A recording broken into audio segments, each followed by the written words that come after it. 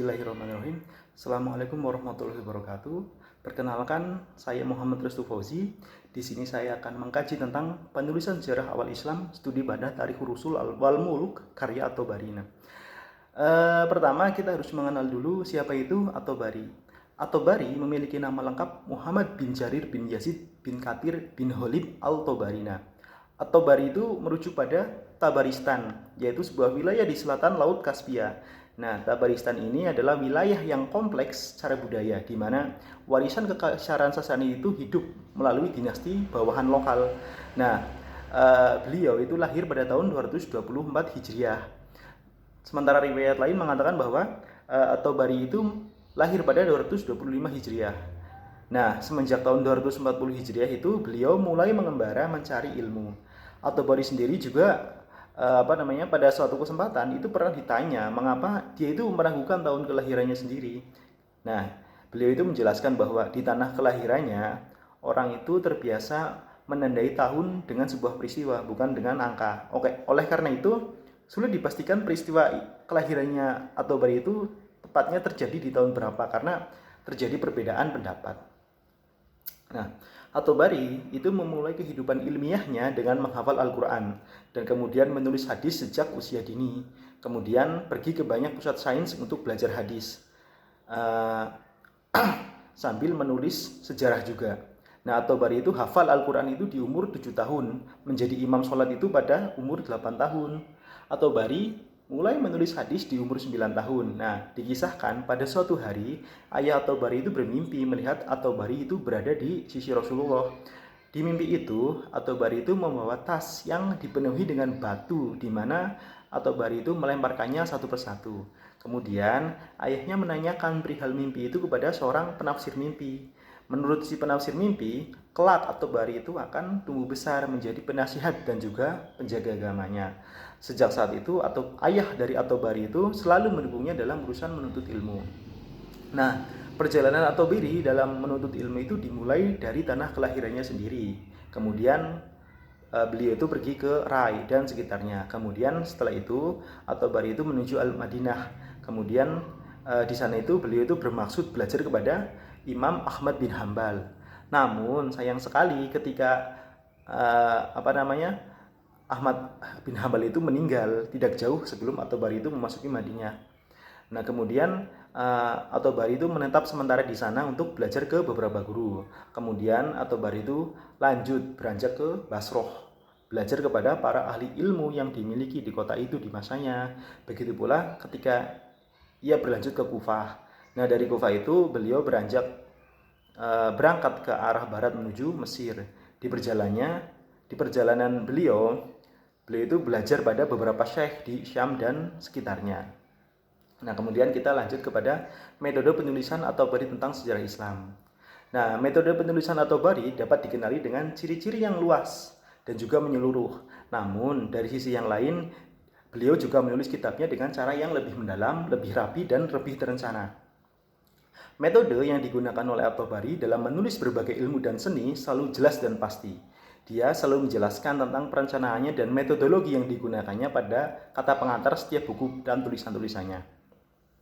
Pada kata pengantar kitab Thorikhnya, At-Tabari itu secara tegas menyatakan metodologi penulisannya, dan dia tetap konsisten terhadap metodologi tersebut. Dia mengatakan agar menjadi maklum bagi semua pembaca kitabku bahwa sandaranku terhadap setiap riwayat yang aku sebutkan sesuai dengan standar yang aku wariskan secara pribadi. Nah, riwayat akhbar atau kisah maupun asar atau hadis Nabi atau perkataan sahabat itu persisi seperti yang aku dapatkan dan aku pelajari tanpa aku tambahkan dengan pendapat atau kesimpulan dariku, kecuali beberapa riwayat yang aku komentari. Begitulah kata At-Tabari. Nah, metode yang digunakan oleh At-Tabari dalam setiap bagian bukanlah metode per tahun, karena memang hal itu tidak mungkin dilakukan olehnya. Metode yang digunakan adalah dengan mengikuti metode yang diterapkan oleh para ulama Taurat, yaitu menyebutkan secara per peristiwa. Dimulai dari awal mula penciptaan, kemudian tentang kisah para nabi yang urutannya sesuai dengan kisah yang dituturkan dalam Taurat. Nah, pada setiap nabi yang dikisahkan, At-Tabari juga menceritakan tentang peristiwa-peristiwa penting yang terjadi ketika itu. Dan beliau juga menyebutkan tentang para raja dan penguasa yang menghalangi dakwah para nabi tersebut. Penulisan sejarah yang dilakukan oleh Tabari itu memiliki rentan waktu pembahasan yang panjang, kemudian luas, dan secara sumber dan informasi. Nah, karakteristik dari kitab Tarikh At-Tabari adalah pencantuman para pembawa berita di dalam masing-masing riwayatnya. At-Tabari itu hampir dapat melacak semua para periwayat dari masing-masing risalah yang ditulis, bahkan sebagian besar karya-karyanya itu belum pernah ada yang dicantumkan dalam kitab ini, sehingga karya beliau itu dapat dikatakan sebagai ensiklopedia sejarah. Nah, untuk bagian khusus yang membahas tentang sejarah Islam, At-Tabari menatanya dengan metode per tahun. Beliau itu mengatur bagian dari setiap peristiwa yang terjadi dari tahun ke tahun, mulai dari hijrahnya Nabi ke kota Madinah hingga tahun 302 Hijriah. Nah, pada setiap tahunnya, At-Tabari menyebutkan apa saja peristiwa penting yang terjadi pada kurun waktu tersebut. Apabila peristiwa itu berlangsung lama atau melebihi dari 1 tahun, maka peristiwa itu akan dibagi-bagi. At-Tabari hanya menjelaskan secara gamblang pada awal tahun kejadian dan mengulanginya lagi secara lebih rinci pada tahun pembahasan yang lebih tepat. Nah, sumber penulisan At-Tabari, sebagian besar kitab-kitab At-Tabari itu memperlihatkan betapa beliau itu begitu percaya kepada para periwayatnya. Nah, pesan itu semakin melekat saat dia sendiri yang mengatakan dalam pembukuan kitab-kitabnya beliau. Beliau beralasan bahwa setiap seorang sejarawan itu seyogianya tidak bersandar pada pemikirannya sendiri atau memperbandingkan riwayat sejarah atau juga menghasilkan simpulan dari riwayat-riwayat itu. Namun seorang sejarawan itu haruslah selalu percaya pada riwayat yang didapatkannya. Nah, lalu mengutip riwayat tersebut sesuai dengan apa yang disampaikan oleh para periwayatnya, memaparkan secara netral dan menisbatkan setiap periwayatannya kepada sumber pembicaranya. Nah, dalam periwayatan sejarah, At-Tabari juga menggunakan sanad yang sambung menyambung hingga kepada sumber pembicaranya, seperti cara yang dilakukan oleh para ilmuwan hadis gitu. Nah, apabila suatu riwayat beliau itu dengar secara langsung dari periwayatnya secara oral, maka beliau akan menuliskan hadatsani. Lalu apabila ada orang lain yang turut mendengarkan riwayat yang disampaikan oleh periwayatnya, maka beliau akan menuliskan hadatsana. Apabila riwayat itu beliau dapatkan dengan cara surat menyurat, maka beliau akan menuliskan kitaba ilayya atau menuliskan kepadaku gitu, seseorang. Nah, At-Tabari itu selalu menyebutkan dari siapa dia itu mendapatkan riwayat atau siapa yang menulis buku yang dia kutip periwayatannya, namun tanpa menyebutkan dari mana dan dari buku apa riwayat itu dikutipkan. Nah, untuk menuliskan kisah-kisah sejarahnya, At-Tabari itu sangat bergantung pada buku-buku yang disusun sebelumnya untuk dijadikan referensi. Dan sumber-sumber referensi itu biasanya disiratkan oleh At-Tabari dengan menyebutkan nama penulisnya, tanpa menyebutkan nama buku itu secara tegas. Sementara sebagian besar para penulis buku tidak hanya menulis satu buku saja. Maka tidak aneh jika para peneliti agak kesulitan untuk menentukan buku-buku mana saja yang dikutip oleh At-Tabari untuk menulis dalam penyusunan kitab tarikhnya itu. Nah, sehubungan dengan rujukan atau referensi At-Tabari dapat dikatakan bahwa tentang sejarah Rasul dan Nabi itu diambilnya dari kitab Sirah Ibnu Ishaq, Al-Mubtadanya Wahab Ibnu Munaibah, dan tentang sejarah bangsa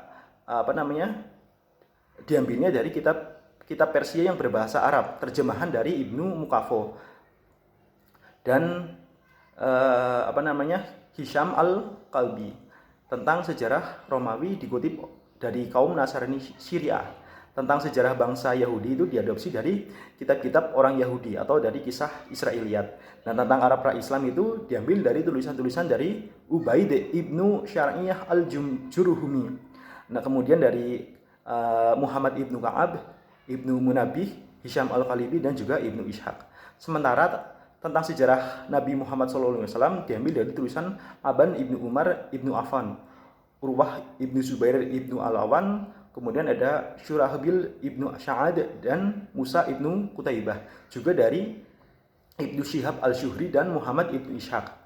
Ketika menceritakan tentang perang Ridho pada masa Abu Bakar dan ekspansi Islam pada masa Khulaifah Khulafaur Rasyidin, itu beliau itu mengambil dari tulisan Syaif Ibnu Umar Al-Asadi dan Al-Madaini. Dalam perang Jamar dan perang Siffin, beliau itu mengambil referensi dari Ibnu Minaf dan Al-Madaini dan juga Syaif Ibnu Umar.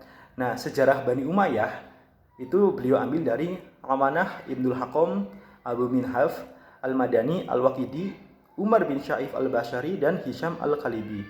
Kemudian sejarah Bani Abbas itu diambil dari Ahmad Ibnu Abi Kusaimah, Ahmad Ibnu Zubair Al-Madini, Umar Ibnu Rashid, Al-Hasham bin Adi, dan Al-Waqidi.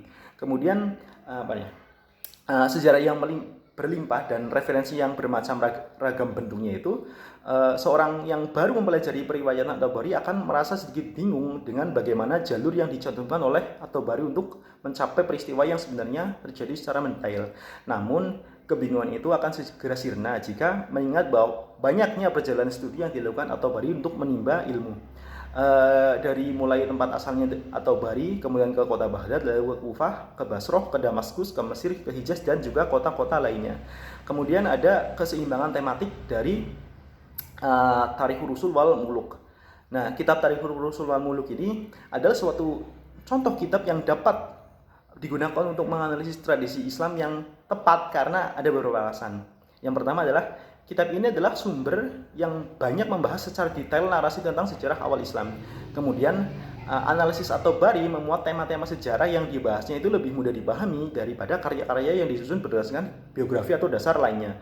Kemudian cendekiawan Barat dan juga banyak cendekiawan Muslim itu secara umum menganggap presentasi At-Tabari tentang sejarah Islam awal itu cukup tipikal dari pandangan arus utama dalam komunitas Islam. Tidak terlalu terikat dengan kepentingan sektarian manapun dan seringkali menghadirkan tradisi yang berbeda dari yang mewakili sudut pandang yang saling bertentangan pada episode yang sama. Maka masuk akal untuk menganggap bahwa At-Tabari itu sebagai produk representatif dari tradisi historiografi Islam awal. Bahkan kita dapat melihat di bagian berikutnya bahwa tema-tema utama dari yang menjadi fokus dari Tariq At-Tabari adalah tema-tema yang paling mendominasi dalam sebagian besar contoh historiografi Islam yang bertahan 3 abad pertama. Nah, narasi At-Tabari itu mencakup episode-episode utama yang begitu banyak gitu ya. Nah, beberapa di antaranya itu berbentuk subbagian terpisah dari karya tersebut. Nah, beberapa di antaranya adalah yang pertama adalah penciptaan dunia oleh Tuhan, kemudian ada wahyu yang berturut-turut kepada umat manusia tentang kebenaran Allah melalui perantara para nabi. Kemudian ada sejarah kerajaan pra-Islam terutama Iran. Kemudian ada kerajaan-kerajaan Arab Selatan dan Arab Utara pra-Islam, termasuk sejarah Mekah dan Quraisy sebelum Islam. Kemudian ada kehidupan Nabi Muhammad, kemudian ada suksesi Abu Bakar dan khalifah berikutnya sebagai pemimpin komunitas Islam. Kemudian ada perang Riddah atau perang melawan kemurtadan dalam masa kekhalifahan Abu Bakar. Kemudian ada penaklukan Islam selama kekhalifahan Umar dan setelahnya.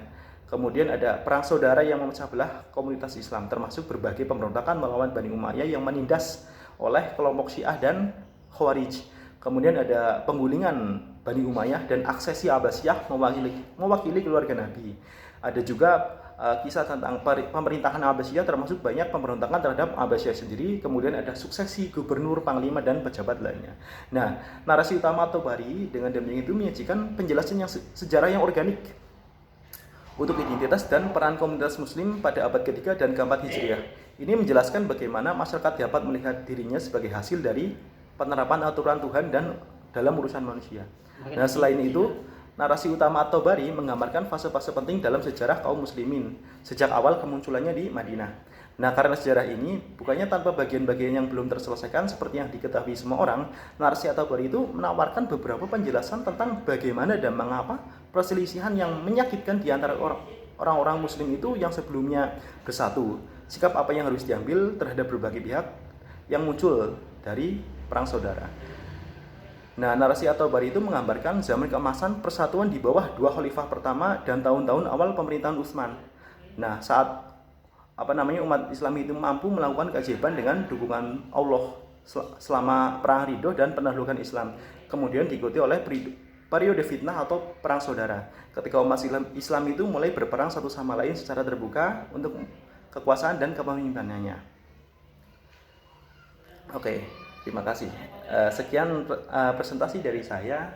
Apabila ada banyak kekurangan, saya mohon maaf. Assalamualaikum warahmatullahi wabarakatuh.